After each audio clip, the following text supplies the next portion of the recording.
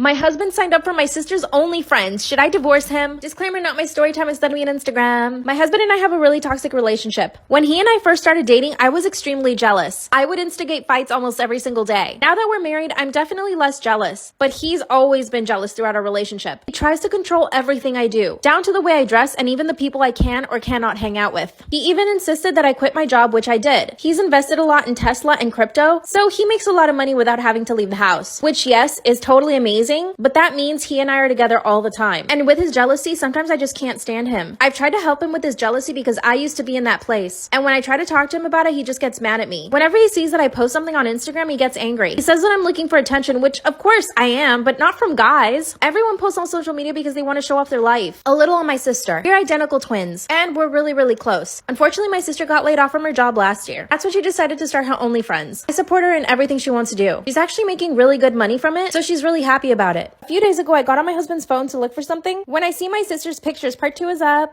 My husband signed up for my sister's OnlyFriends. Should I divorce him? Disclaimers are not my story time, instead of me on Instagram. A few days ago, I got on my husband's phone to transfer some money from his account to mine. When I started looking for his banking app, I noticed something else on his screen. I had never seen this before, so I clicked on it. And as soon as I opened it, I see my sister's pictures. And I knew it was her OnlyFriends right away. By the way, I had never told my husband that my sister had an OnlyFriends. She wouldn't even post about it on her social media. So the fact that he found it makes me believe that he had my phone bugged or something. But here's the thing. He was using a different name for his account. So it was likely that my sister did not know it was him. From there, I could see that he was following a bunch of other girls. And when I went to their messages, he had paid over hundreds of dollars every single day to all of these girls. Can you imagine how much money that is? My husband came into the room and saw me on his phone. Of course, he didn't freak out because he never thought that I would find it. But I confronted him right away. But he didn't even flinch. He said he had every right to go on OnlyFans because it was the same thing as going to any website. I told him to at least unfollow my sister and he said that he wouldn't. He said he loved it because it was like watching me do naughty things. Then he said, "Isn't this better than cheating on you?" I was flabbergasted. Part 3 is up. My husband signed up for my sister's OnlyFriends. Should I divorce him? Disclaimers is not my story time. It's not me on Instagram. That's when he told me that it was better than him cheating on me. And I was shocked. I couldn't think of anything else to say, so I threatened him. I told him that if he didn't stop following my sister, that I would start my own OnlyFriends account. Like I said, he's really jealous. So he went berserk. He ripped my phone out of my hand and threw it against the wall. Then he told me that the only reason he asked me to quit my job was so that I wouldn't be around other men. By the way, I used to be a personal trainer, and most of the time I would only train women. I told him that my sister and I wouldn't be comfortable with him looking at our OnlyFriends. It was so disturbing. Oh, and I also told him that he needed to stop controlling me, and that I could buy my own phone with my own money and start my own account. Then he came to his senses and started to apologize. And I also told him that I was suspecting that he bugged my phone, and that he was receiving my messages, because there was no other way he could have found out about my sister's account. Then he calmed down and explained things to me. He said that he had bugged my phone a few months ago because I was posting too much on Instagram and it was bothering him. So basically, he has access to my DMs and all my text messages. Promised to stop doing that and that he would buy me a new phone. And that's how he found out about my sister's OnlyFriends. He said he only signed up out of curiosity, and that he only wanted to see a few pictures and then delete it. But the more he kept looking at her pictures, the more he would think of me, and that it turned him on. And in front of me, he deactivated his account and deleted everything. He promised me that he would never do that again. Of course, I haven't forgiven him though. I haven't even spoken to him in days. But every time he sees me, he tries to kiss me and hug me. And when I push him away, he tries even harder. Honestly, I think he likes it. I do believe that he's secretly addicted to drama and that he thrives on it. I'm planning on never telling my sister about it. I don't think she'd feel comfortable around him ever again. I mean, I don't feel comfortable around him right now. I'm so confused and I don't know if I should leave him or not. He's so controlling all the time. What should I do? My boyfriend went on vacation with his ex behind my back. Should I break up with him? Disclaimer, this is not my story time. It's not me on Instagram. After 4 days of not hearing from my stupid boyfriend who was in the Bahamas, finally showed up to my apartment to apologize. I told him not to even bother because I knew that he was with his ex. Then he said, "You're right. I'm not even gonna lie to you." Then he came up with this whole story. He clearly had 4 days to think about it. Told me that his ex-girlfriend's boyfriend died and that she was in need of his help. She asked him to go to the Bahamas to spread her boyfriend's ashes. And of course, being the gentleman that he is, he said yeah. And that the only reason he didn't tell me was because he didn't want me to get jealous. So I asked him to confirm his story. I told him to call his ex and put her on speaker, and he refused. He said that I was being toxic and that doing that to his poor ex would bring up all the feelings she had from her boyfriend's death, and that she was grieving and I needed to respect her space. Gaslighting much? I told him I wouldn't believe him and then I kicked him out. He told me I was being so insensitive towards him. So I asked his ex on Instagram if the whole story was true. She hasn't opened the message and I'm still waiting for her to reply. It's been a few days since that happened and my boyfriend keeps coming back to my apartment with flowers and champagne. He keeps apologizing and asking me not to break up with him. I know you're all thinking I should just leave him, but I really love him. And maybe the story is true. He shouldn't have lied. I can't confirm his story. What should I do?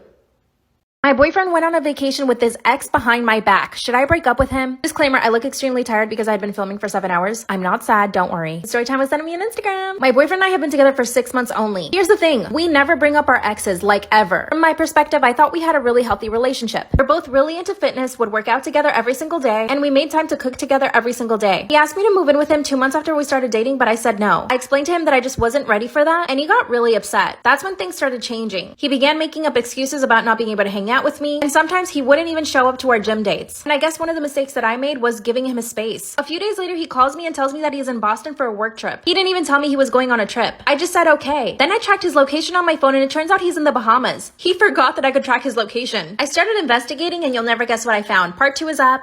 My boyfriend went on vacation with his ex behind my back. Should I break up with him? Disclaimer, this is not my story time, it's on Instagram. Also, I'm just really tired from filming. I'm not sad, I promise. After checking his location and seeing that he was actually in the Bahamas and not Boston where he told me he was going, started doing some investigating on Instagram. I scanned his Instagram for people that he tagged. And I finally came across his ex's profile. No, I had never done this before just because I didn't care about his ex. Like I said in part 1, we never talked about our exes. Fortunately, her account was set to private, so I couldn't see her pictures or stories. But I did see on her bio that she was currently in the Bahamas. From his location, I could see what hotel he was staying at. So I called the hotel and asked for his room number. And they put me through. My boyfriend answered the phone. And the first words out of his mouth were, "How did you find me here?" I told him I could see his location and that he must have forgotten. That's when he came up with his lie. His boss asked him to go to the Bahamas for emergency business. And that he didn't have time to call me and tell me about it. In the background, I could hear that somebody opened the door and I heard a woman's voice. He instantly hung up on me. So I called his phone, but he wouldn't answer. In fact, he turned his phone off. It wasn't until 4 days later that he actually showed up to my apartment apologizing. He said his phone broke and that he couldn't get one while he was in the Bahamas. Part 3 is up.